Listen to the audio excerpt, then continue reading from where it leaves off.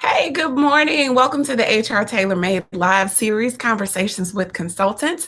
I'm your host, Dr. Tiffany Slater, and I am the CEO of HR TailorMade, the HR solution for small businesses. With these conversations, we hope to make clear that you don't have to do it all.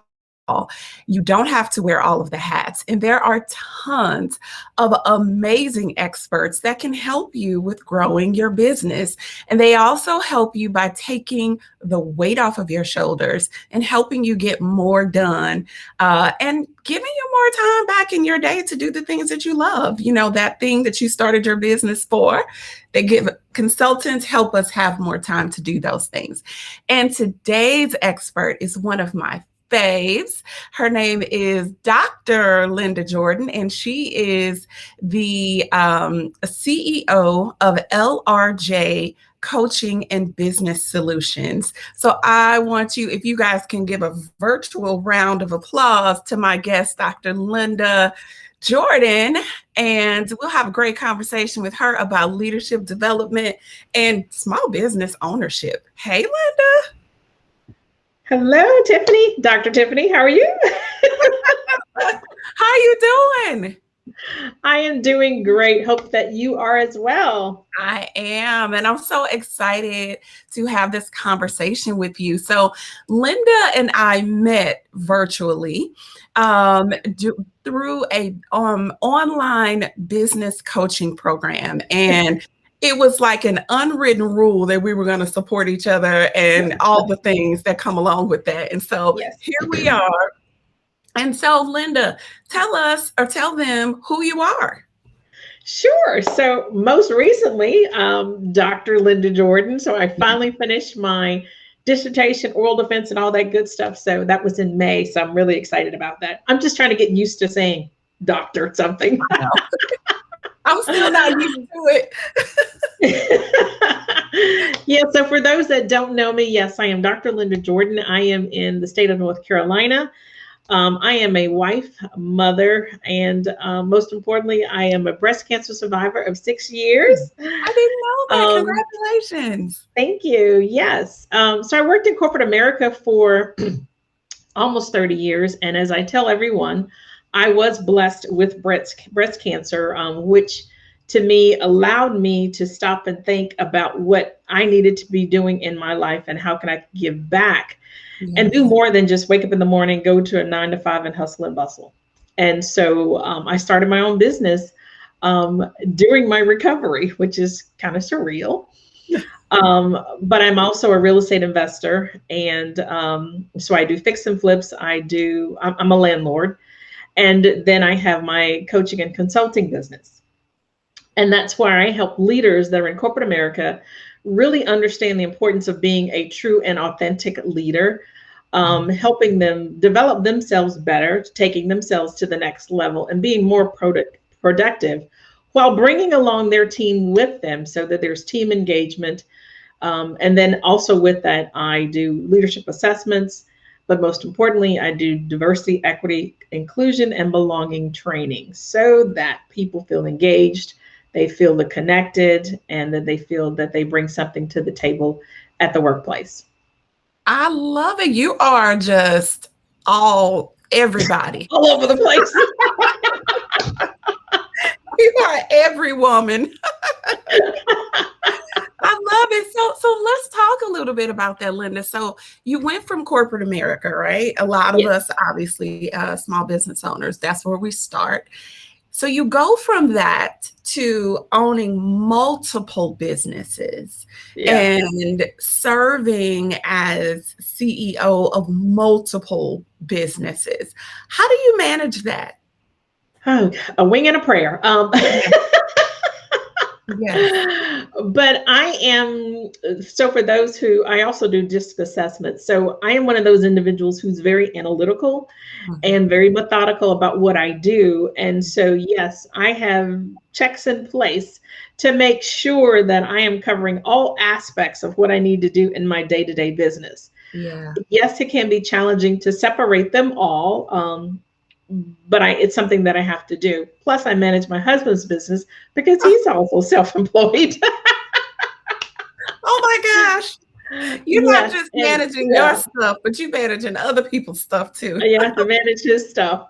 But that's what I do. I calendarize everything that I do from the time that I wake up until the time I go to bed. Because if I don't put it on the schedule, I'll be clueless as to what's going on in my day. So everything has to be scheduled. And that's really how I manage my life and Yeah. my work. Okay. Okay. Well, thank you for enlightening me because and honestly, I can't tell how you could get all of it done and get it done well. But let's switch gears just for a second, Linda. Sure. Let's talk about leadership and leadership development because another thing that we share is our John Maxwell training. So we Yes. have that in common as well.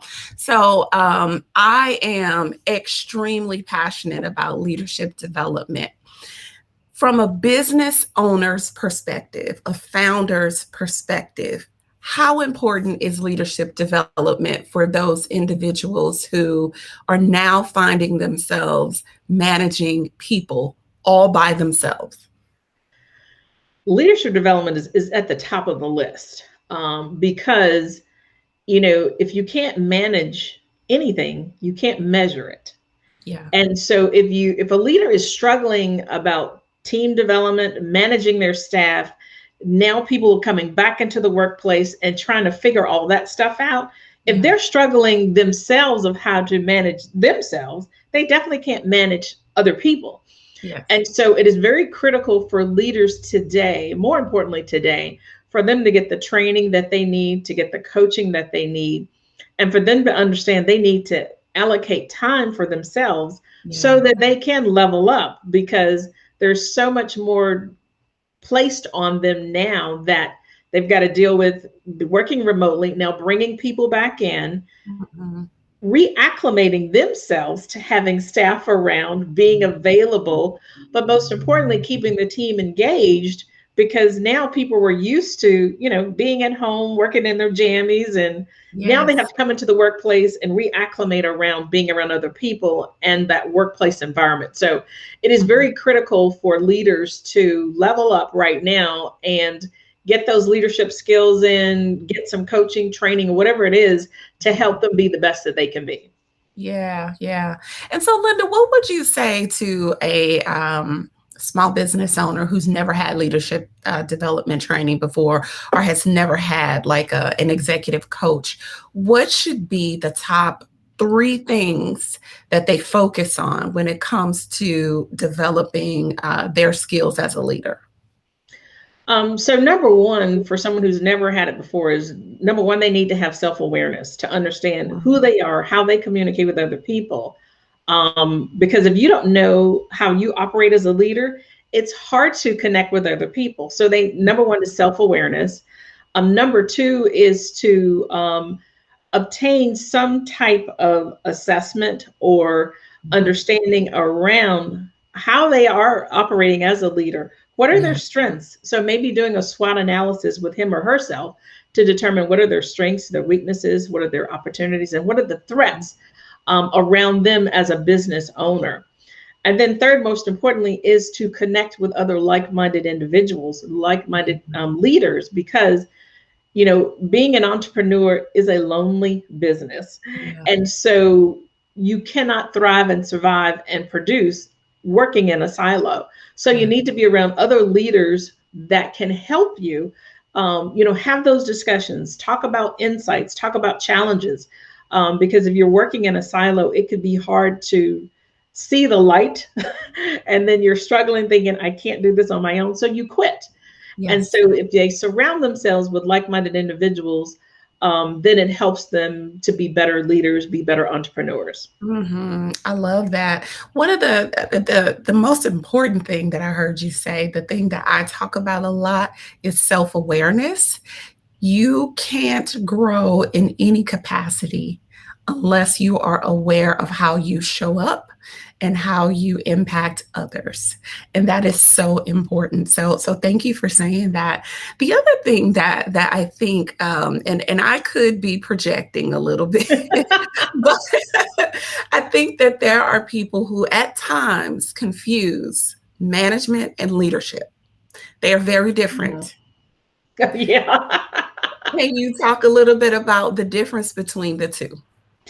Yes. So anyone, well, I won't say anyone, most people are managers. And basically what they're doing is they are managing the daily operations. Mhm. They're responsible for telling people what to do. They're making sure that staff are doing what they're supposed to do. They're more in the tactical area of managing the day-to-day operations, or managing a team, or managing a project. And most importantly, they're managing themselves. Yeah. As a leader, that's the individual who is providing the insight, the vision. They are an influencer in that organization. And so they are not so much involved in the day to day operations. Yes, they have a level of awareness of what that is, but that leader is providing the vision so that that manager and team can follow them. So that's really the difference. It's managing the tactical stuff, but then as a leader, you're the visionary. You're providing the guidance to that team or organization so that people can take those tactics and then get to that point of where that vision is. So Yes. hopefully that explains a little bit.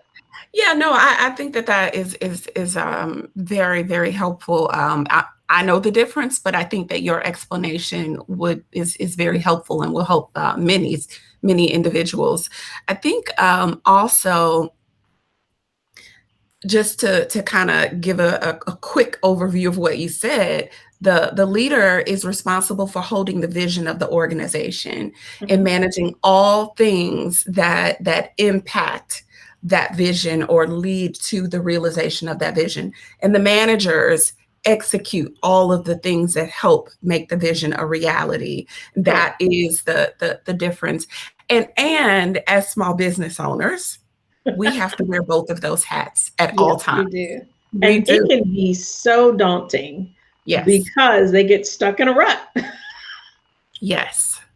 They get stuck in a rut, and sometimes I get stuck, and then I have to remind myself I'm the CEO of my company. So you have to take a step back and have quiet time Yes. to really focus on the vision, because if we're managing our own business, which we do as solopreneurs, Yes. we forget about where we want to go, and we get stuck on where we are and where we've been. And Yes. so, as a CEO, the visionary, I have to take myself out of my day to day and just have time to reflect Mhm. on where I need to go, because Yeah. you get stuck in that rut and you can't get out. Yes. And there are so many carrots out there for small business owners and founders. And if you are not focused on your vision, if you are not focused on that which you said you wanted to achieve through your business, you can be pulled in all different ways and different directions. So if your ultimate goal is to become a music mogul and and you're stuck in the day to day, then you might get pulled over here and start acting, and pulled over here and start doing, writing plays and writing music. But if that's not what is a part of your ultimate vision for your company, then perhaps you, as the leader and as the business owner and visionary, should make the choice that's not for us. That is not the path that we want to follow to get to the vision. So, Right. yeah, Yes. thank you. Yeah. Thank you Yeah. for that. Absolutely. Yeah. You got to, as I was reading a book. It's called, if you're stuck in a rut, then it says dig a trench. Yeah, exactly. Exactly. So, Linda,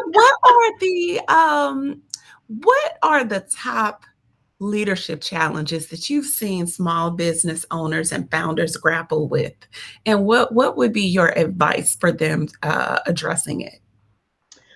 The top three challenges, I would say number one is working in a silo, and not recognizing the importance of connecting with other people. Mhm. That's one of the major challenges that most solopreneurs, entrepreneurs, that's what happens. They get stuck in that. Particularly if you're an introvert and you're starting a business, it's hard to get out of that and network with other people. Now, the beauty of COVID and Zoom is that it has allowed introverts to connect with other people Mhm. without physically being there and, going through that whole meet and greet thing. So that's number one is, the awareness of knowing that you're working in a silo and trying to get out of that. The second is trying to be all things to all people. Yes. Yes. Because even though we know what our niche is, we want to take on as much as we can, because as a business owner, you may have one or two things that you do or have in your toolbox. But if someone brings other things to you and you can do them, sometimes we get caught up in, well, I want to do everything for everybody. And then your primary objective kind of gets lost, because you forget that you can't be all things to all people. Even though we want to help everyone, we need to stay in our lane and make sure that we do what we do best first. Mhm. Um, Chris Robinson and John Maxwell always says, get good first. Yes. And so that's my reminder, is to get good first before we spread our wings out and try to do all things for all people. And then thirdly, I would say is that one of the major challenges, and I struggle with this myself as a solopreneur, is, we love the opportunities to get out and speak to people. We love the opportunities to talk about the marketing and all that kind of stuff. But the one thing we forget most times is that handling the back end piece. And that's always a challenge around the finances, Yeah. because most entrepreneurs don't like numbers. Some do, some don't. Mhm. But, that's a critical piece of the business. So all those analytics and the finances is a challenge. And that's one area that we as leaders, entrepreneurs, need to outsource or to hire someone on your team to do it part-time. But we try to do everything, and then Yeah. that's the main thing we forget, and that's the most important thing we need to remember. Yes. Thank you, Linda. That was really helpful, and I hope that our listeners are able to pull some great nuggets from what you shared today. And please tell everyone how they can reach you. Oh, sure, absolutely. And I was going to tell you, it's Jordon, Jordan. So they Oh, can, sorry.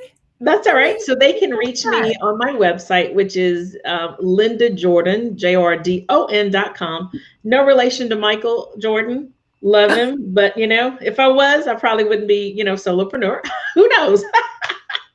But Exactly. yeah, they can reach me on my website, or they can go to Instagram at Coach Linda R. Jordan, or they can reach me on LinkedIn at drlindajordan.com. Okay. Well, I made the correction, and I hope that people are able to catch that. My apologies. Oh, Thank no you worries. so. Thank you so much. I appreciate you joining us today, and I look forward to catching up with you soon, Linda. So make sure that you all reach out to lindajordan.com and schedule some time with her and see how she can help you to improve your leadership skills through her leadership coaching or leadership training that she offers. And I look forward to hearing from you, Linda, and seeing all of the amazing things that you are doing with your business, all of the 100 businesses you are managing. Well, Tiffany, it's been a pleasure as always. I mean, as soon as we connected the first time, I don't know, it was like magic. And Yes, I will do whatever I can to always to support you in your business. And, maybe one day we'll be doing some type of partnership. Who knows? sounds fun. It does. Thank And you, I'd love Linda. to meet you in person if there's an opportunity. Absolutely. Maybe we'll meet at a John Maxwell conference. That's what we'll have to plan for that. Yeah, we have to plan. I'm definitely going in March. I don't know about that. We'll see. We'll see. Thank you, Linda. You're welcome. Have a wonderful day. And I appreciate you and your audience. Thank you. All right. Well, thank Thank you all for joining us. And again, I am your host, Dr. Tiffany Slater, the CEO and Senior HR Consultant for HR TailorMade, the HR solution for small businesses. Be sure to sign up for our newsletter at hrtailormade.com. Tell us what you want to know more about, and tell us what you think about the interview. Give us some feedback in the chat. We'd love to hear from you. And don't forget to turn on the notifications so that you are notified every single time that we go live. And in the next episode, this is a little exciting for me. I am going to be talking to Mr. Michael Slater, i.e., the husband. And so we'll be chatting about how working together, well, actually, we don't work together, how being married to an entrepreneur has helped or has hindered or has impacted our relationship as friends and as spouses. So I hope that you tune in to hear from my wonderful husband and see how much fun we have together. So join us next week, 10 a.m. Central Standard Time, right here. Thank you so much.